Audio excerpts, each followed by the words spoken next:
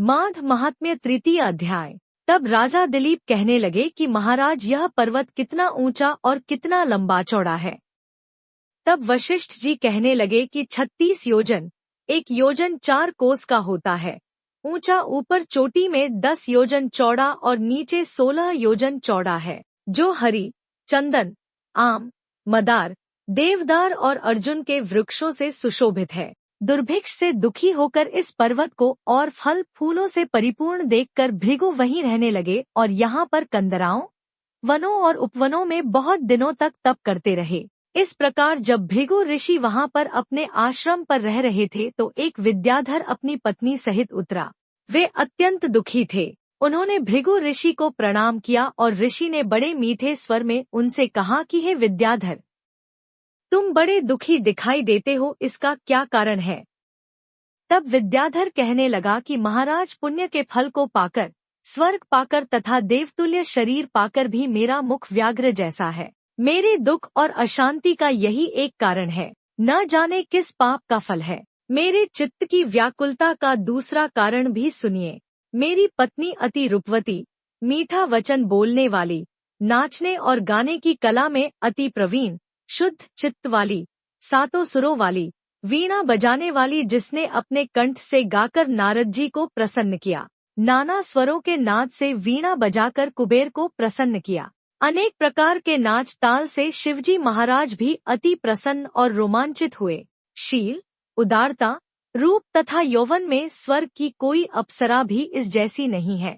कहाँ सी चंद्रमुखी स्त्री और कहाँ मैं व्याघ्र मुख वाला, यही चिंता सदैव मेरे हृदय को जलाती है।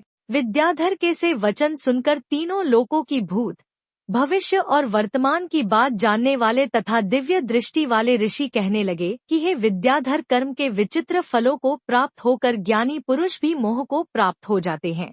मक्खी के पैर जितना विष भी प्राण लेने वाला हो जाता है।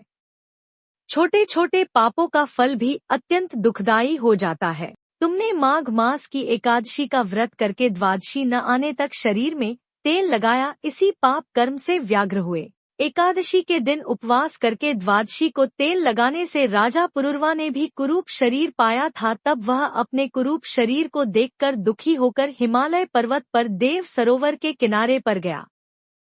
प्रीतिपूर्वक शुद्ध स्नान कर कुशा के आसन पर बैठकर भगवान कमल नेत्र, शंख, चक्र, गदा, पद्म के धारण करने वाले पीताम्बर पहने, वनमाला धारण किए हुए विष्णु का चिंतन करते राजा पुरुरवा ने 3 मास तक निराहार रहकर भगवान का चिंतन किया। इस प्रकार 7 जन्मों में प्रसन्न होने वाले भगवान राजा के 3 महीने के तप से ही अति प्रसन्न हो गए और माघ की शुक्ल पक्ष की एकादशी को प्रसन्न होकर भगवान ने अपने शंख के जल से राजा को पवित्र किया। भगवान ने उसके तेल लगाने की बात याद दिलाकर सुंदर देवताओं का सा रूप दिया, जिसको देखकर उर्वशी भी उसको चाहने लगी और राजा कृतकृत्य होकर अपनी पुरी को चला गया। भृगु ऋषि कहने लगे कि हे विद्याधर, इसलिए तुम क्यों दुखी होते हो? यदि तुम अपना यह राक्षसी रूप छोड़ना चाहते हो तो मेरा कहना मानकर जल्दी ही पापों को नष्ट करने वाली हेमकूट नदी में माघ में स्नान करो, जहाँ पर ऋषि सिद्ध देवता निवास करते हैं। अब मैं इसकी विधि बतलाता हूँ।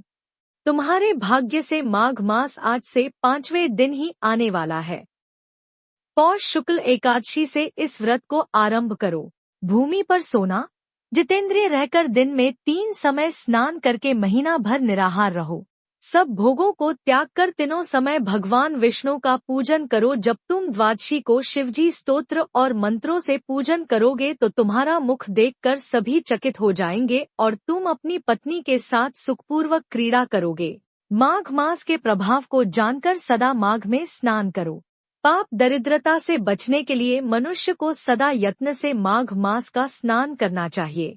स्नान करने वाला इस लोक तथा परलोक में सदा सुख पाता है। वशिष्ठ जी कहते हैं कि हे दिलीप, भृगु के यह वचन सुनकर वह विद्याधर अपनी स्त्री सहित उसी स्थान पर पर्वत के झरने में माघ का स्नान करता रहा और उसके प्रभाव से उसका मुख देव सदृश हो गया और वह मणिग्रीव पर्वत पर आनंद से रहने लगे। भृगुजी भी नियम की समाप्ति पर शिष्यों सहित इवा नदी के तट पर आ गए। माघ महात्म्य तृतीय अध्याय। तब राजा दिलीप कहने लगे कि महाराज यह पर्वत कितना ऊंचा और कितना लंबा चौड़ा है। तब वशिष्ठ जी कहने लगे कि 36 योजन, 1 योजन 4 कोस का होता है, ऊंचा ऊपर चोटी में 10 योजन चौड़ा और नीचे 16 योजन चौड़ा है, जो हरी, चंदन, आम, मदार, देवदार और अर्जुन के वृक्षों से सुशोभित है। दुर्भिक्ष से दुखी होकर इस पर्वत को और फल फूलों से परिपूर्ण देखकर भृगु वहीं रहने लगे और यहाँ पर कंदराओं, वनों और उपवनों में बहुत दिनों तक तप करते रहे। इस प्रकार जब भृगु ऋषि वहाँ पर अपने आश्रम पर रह रहे थे तो एक विद्याधर अपनी पत्नी सहित उतरा। वे अत्यंत दुखी थे। उन्होंने भृगु ऋषि को प्रणाम किया और ऋषि ने बड़े मीठे स्वर में उनसे कहा कि हे विद्याधर, तुम बड़े दुखी दिखाई देते हो, इसका क्या कारण है? तब विद्याधर कहने लगा कि महाराज, पुण्य के फल को पाकर, स्वर्ग पाकर तथा देवतुल्य शरीर पाकर भी मेरा मुख व्याघ्र जैसा है। मेरे दुख और अशांति का यही एक कारण है, न जाने किस पाप का फल है। मेरे चित्त की व्याकुलता का दूसरा कारण भी सुनिए। मेरी पत्नी अति रूपवती, मीठा वचन बोलने वाली, नाचने और गाने की कला में अति प्रवीण, शुद्ध चित्त वाली, सातों सुरों वाली, वीणा बजाने वाली, जिसने अपने कंठ से गाकर नारद जी को प्रसन्न किया, नाना स्वरों के नाद से वीणा बजाकर कुबेर को प्रसन्न किया, अनेक प्रकार के नाच ताल से शिवजी महाराज भी अति प्रसन्न और रोमांचित हुए। शील, उदारता, रूप तथा यौवन में स्वर्ग की कोई अप्सरा भी इस जैसी नहीं है। कहाँ सी चंद्रमुखी स्त्री और कहाँ मैं व्याघ्र मुख वाला, यही चिंता सदैव मेरे हृदय को जलाती है। विद्याधर के से वचन सुनकर तीनों लोकों की भूत, भविष्य और वर्तमान की बात जानने वाले तथा दिव्य दृष्टि वाले ऋषि कहने लगे कि हे विद्याधर, कर्म के विचित्र फलों को प्राप्त होकर ज्ञानी पुरुष भी मोह को प्राप्त हो जाते हैं। मक्खी के पैर जितना विष भी प्राण लेने वाला हो जाता है। छोटे छोटे पापों का फल भी अत्यंत दुखदायी हो जाता है। तुमने माघ मास की एकादशी का व्रत करके द्वादशी न आने तक शरीर में तेल लगाया, इसी पाप कर्म से व्याघ्र हुए। एकादशी के दिन उपवास करके द्वादशी को तेल लगाने से राजा पुरुरवा ने भी कुरूप शरीर पाया था। तब वह अपने कुरूप शरीर को देखकर दुखी होकर हिमालय पर्वत पर देव सरोवर के किनारे पर गया। प्रीतिपूर्वक शुद्ध स्नान कर कुशा के आसन पर बैठकर भगवान कमल नेत्र, शंख, चक्र, गदा, पद्म के धारण करने वाले पीताम्बर पहने, वनमाला धारण किए हुए विष्णु का चिंतन करते राजा पुरुरवा ने 3 मास तक निराहार रहकर भगवान का चिंतन किया। इस प्रकार 7 जन्मों में प्रसन्न होने वाले भगवान राजा के 3 महीने के तप से ही अति प्रसन्न हो गए और माघ की शुक्ल पक्ष की एकादशी को प्रसन्न होकर भगवान ने अपने शंख के जल से राजा को पवित्र किया।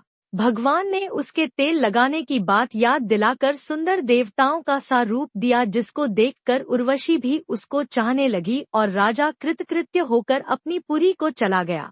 भृगु ऋषि कहने लगे कि हे विद्याधर, इसलिए तुम क्यों दुखी होते हो? यदि तुम अपना यह राक्षसी रूप छोड़ना चाहते हो तो मेरा कहना मानकर जल्दी ही पापों को नष्ट करने वाली हेमकूट नदी में माघ में स्नान करो, जहाँ पर ऋषि सिद्ध देवता निवास करते हैं। अब मैं इसकी विधि बतलाता हूँ। तुम्हारे भाग्य से माघ मास आज से 5वें दिन ही आने वाला है। पौष शुक्ल एकादशी से इस व्रत को आरंभ करो। भूमि पर सोना, जितेंद्रिय रहकर दिन में 3 समय स्नान करके महीना भर निराहार रहो। सब भोगों को त्याग कर तीनों समय भगवान विष्णु का पूजन करो। जब तुम द्वादशी को शिवजी स्तोत्र और मंत्रों से पूजन करोगे तो तुम्हारा मुख देखकर सभी चकित हो जाएंगे और तुम अपनी पत्नी के साथ सुखपूर्वक क्रीड़ा करोगे। माघ मास के प्रभाव को जानकर सदा माघ में स्नान करो। पाप दरिद्रता से बचने के लिए मनुष्य को सदा यत्न से माघ मास का स्नान करना चाहिए।